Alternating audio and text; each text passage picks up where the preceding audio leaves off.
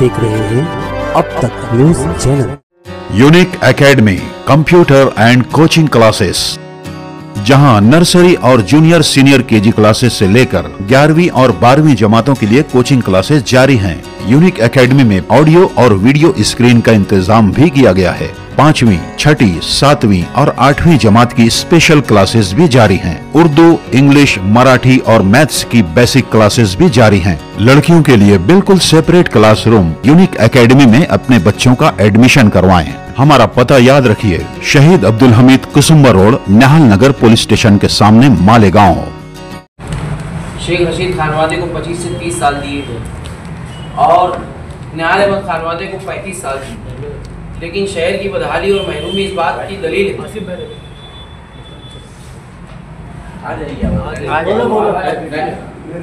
लेकिन शहर की बदहाली और महरूमी इस बात की दलील है कि ये तमाम लीडरान अपने ओहदों पर नाकाम साबित हुए। इसलिए डेवलपमेंट की बुनियाद पर और तामीर और तरक्की की बुनियाद पर बैट के निशान पर 8 नंबर बटन दबाकर मुझको वोट दें और कामयाब करें। कलीम भाई, अभी आपने एक चीज़ पर जोर दिया कि जो आप काम अपने गिनवा रहे हैं, तो आपको लग रहा है कि ये इलेक्शन काम की बुनियाद पे हो रहा है? हम तो काम की बुनियाद पे लड़ रहे हैं, लेकिन दूसरे लोग जो है तो वो इंतशार की बुनियाद पे लड़ रहे हैं। एक दूसरे में इंतशार पैदा कर रहे हैं, वर्करों में इंतशार पैदा कर रहे हैं, डिवाइड एंड रूल पॉलिसी पर काम कर रहे हैं जैसा अंग्रेज करते हैं। दूसरी एक चीज़ के असबाब जरूरी है, काम की बुनियाद पर होना चाहिए इलेक्शन और वोटिंग। मौलाना उमरान साहब ने भी कहा, तमाम उलमाए कराम ने भी कहा कि डेवलपमेंट की बुनियाद पर जिसमें सलाहियत उसकी बुनियाद पर वोटिंग करें। लेकिन हमारे लीडरान जो है तो तकारीर में हरे झंडे बताकर, इस्लामियात की बात बोलकर और जज्बाती तकरीर करके अपने आप को बहुत बड़ा मुसलमानों का हमदर्द बता के तकरीर कर रहे हैं, जबकि इनके हरे झंडे के पीछे भगवा झंडे हैं। ये आवाम जानती है, तमाम इनके जो रिलेशन है शिंदे से और पवार से, तो आवाम से कुछ छुपा हुआ नहीं है। ये असम्बली का इलेक्शन है और इसमें जो है असबाब और मैन पावर जो है वो भी ज़रूरी है, लेकिन आपकी जो कैंपेन है उससे ऐसा कुछ लग नहीं रहा है। हमारा कैंपेन अल्हम्दुलिल्लाह खामोशी से जारी है। तमाम तालीम याफ्ता तबका, डॉक्टर, टीचर्स, इंजीनियर्स और जितने भी बुनकर हजरात हैं, हमारे जितने भी बिजनेस क्लास है, वो तमाम हमारे साथ हैं अल्हम्दुलिल्लाह। अभी वोटिंग का रिजल्ट आएगा, उसके बाद मालूम पड़ेगा कि क्या है, कौन किसके साथ है। और हरे झंडे की जो बात अभी आपने पूछी थी, यानी जो जिक्र निकला जिस पर बात हुई, इसमें आपको बताऊं कि जो हरा रंग है इस्लाम में, वो अल्लाह के नबी सल्लल्लाहु अलैहि वसल्लम की जहाँ क़याम फरमा है, जो मस्जिद नबी है, उस पर जो गुंबद है हरा, उससे निस्बत है। अब आप ये बताइए कि ये अल्लाह के नबी सल्लल्लाहु अलैहि वसल्लम की शान को गुस्ताखी नहीं तो और क्या है कि हरे झंडे का आप इस्तेमाल करते हो, वहाँ से निस्बत है उसको, और आप यहाँ पे कमीशन खोई, जुए और हर बुराई के लोगों के आप कुछ तो बनाई करते हो, तो आपको क्या हक बनता है हरे झंडे का इस्तेमाल? आवाम को इस पर ऑब्जेक्शन लेना चाहिए। ये इस्लाम का इस्तेमाल जो सियासत में करके, मजहब का इस्तेमाल करके लोगों की वोट बटोर रहे हैं और फिर आवाम की खिदमत और काम कुछ भी नहीं कर रहे। तालीम के मैदान में मुसलमान पीछे है, तिजारत में मुसलमान पीछे है, हर चीज़ हर मैदान में मुसलमान पीछे है, और आप सिर्फ हरा झंडा लहरा रहे हो, तो हासिल क्या हो रहा है?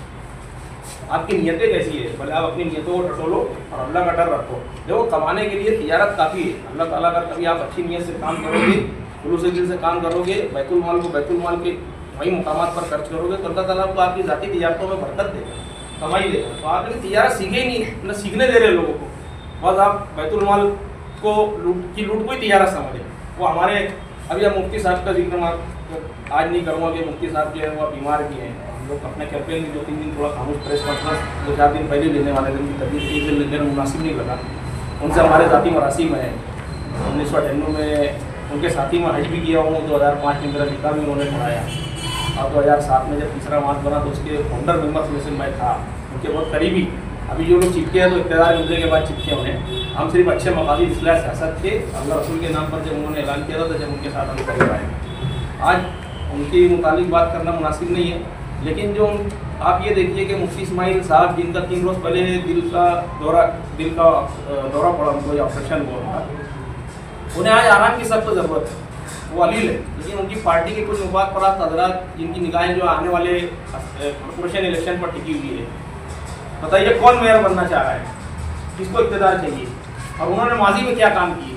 हमारे चचा हैं, मेरे वालिद साहब के अच्छे दोस्त है हाजी यूनुस इसा साहब, उन्होंने शायद 1992 की बात है गालमन, जब वो मालेगांव के सदर बल्दिया थे, शेख उस्मान हाई स्कूल में वो एक तलबा के प्रोग्राम में आए थे, तो ऑटोग्राफ लिया गया तो उन्होंने शेर लिखा था कि रात के पहलू में हो या दिन के दामन में गुना, रात के पहलू में हो या दिन के दामन में गुना, कोई दस्तक दे ही जाता है दर एहसास पर।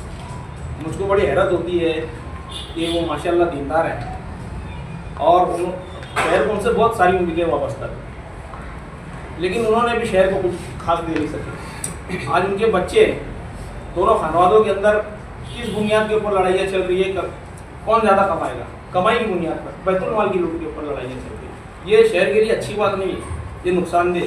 तो दोनों खानवाद, हम कभी आएंगे सियासत के मैदान में, हम आए तो हम तो चाहेंगे कि इनके बीच में सुलह हो जाए, क्योंकि ये जितनी बढ़ेगी तो हर कोई ये चाह रहा है कि मैं ज़्यादा खर्च कर दूँ ताकि मैं इक़्तिदार पा लूँ।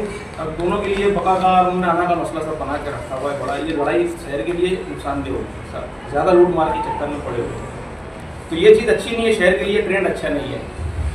सियासत में गुंडागर्दी, दादागिरी दोनों तरफ से जो हो रही है वो मुनासिब नहीं है। कोई भी जीत कर आए हार गए, सुलूम खैर, कुरान में जिक्र है सुलूम का सुलह में खैर है।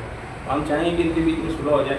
तो एक शेर ऐसे मौके पर याद आ रहा है कि अब के तर्क रिवायात करके देखते हैं, अब के तर्क रिवायात करके देखते हैं, सियासत वालों के बिना बात करके देखते हैं, और इससे पहले कि हमारे बीच कोई फैसला अख्तियार करे आखिरी बार मुलाकात करके देखते हैं। तो इसलिए हमारी ये कोशिश होगी कि यार ये खानवादे भी जो हैं तो अल्लाह के डर के साथ काम करें और बैतुल माल की हिफाजत के लिए काम करें, शहर की तामीर और तरक्की के लिए काम करें, ना कि अपने ज़ाती मफाद के लिए। ज़ाती मफाद की लड़ाइयाँ हैं। अगर कभी दोनों, मैं आपसे ये कह रहा हूँ कि हम लोग कोई काम अच्छा करने की अगर हमारी नीयत होगी तो हमारे जो हस्ब मुखालफिन भी है, अगर उन्होंने हमारा साथ उसमें चाहा तो हम वादा करते हैं कि हम उनका साथ देंगे।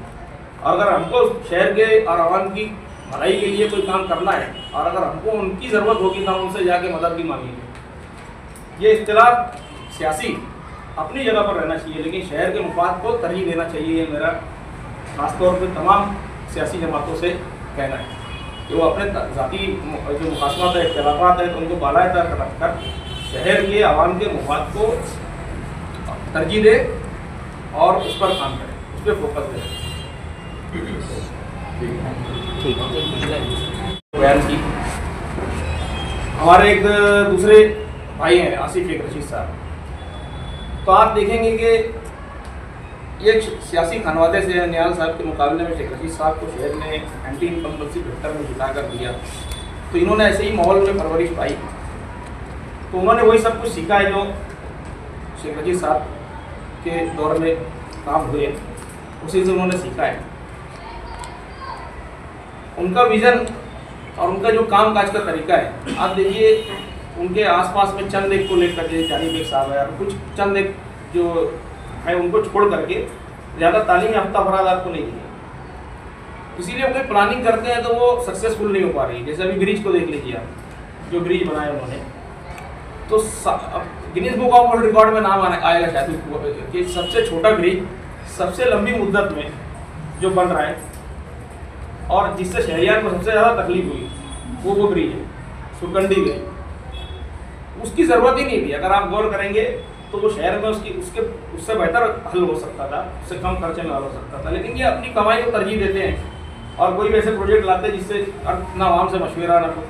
अभी वो ब्रिज की वजह से देखिए जो जैसा तरीका होता है उसका करने का, जो बीच में कॉलम होना चाहिए, साइड में ऐसा होना चाहिए, तो वो पूरा उन्होंने स्पेस घेर ली है। आज रमज़ान महीने में और आम दिनों में भी ट्रैफिक कंजेशन इतना ज़्यादा हो रहा है, वहाँ पे इतनी तकलीफ हो रही है हमारे शहर के आवाम को।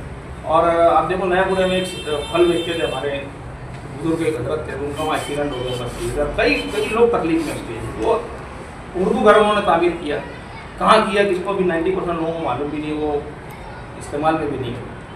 तो आसिफ साहब जो है तो काम भी कर रहे हैं, उनका विजन भी है, लेकिन वो उनका काम करने का तरीका जो है तो उस पर हमको एतराज़ है। और उनका जो नेटवर्क है या पैसे का या ये सब जो लोगों का, तो लोगों पर मुझको हैरत होती है, कैसा ईमान है लोगों का। आप देख रहे हो करोड़ों रुपया खर्च कर रहे हैं तो गौर क्यों नहीं करते कि आप कहाँ से रहे, बस बुरादरीवाद के नाम पर साथ देंगे। ये किसी भी लोगों के ऊपर भी मुझको एतराज़ है कि अगर हक का साथ देंगे तो ये ज़्यादा बेहतर है आपके और आपके बच्चों के मुस्तकबिल के लिए।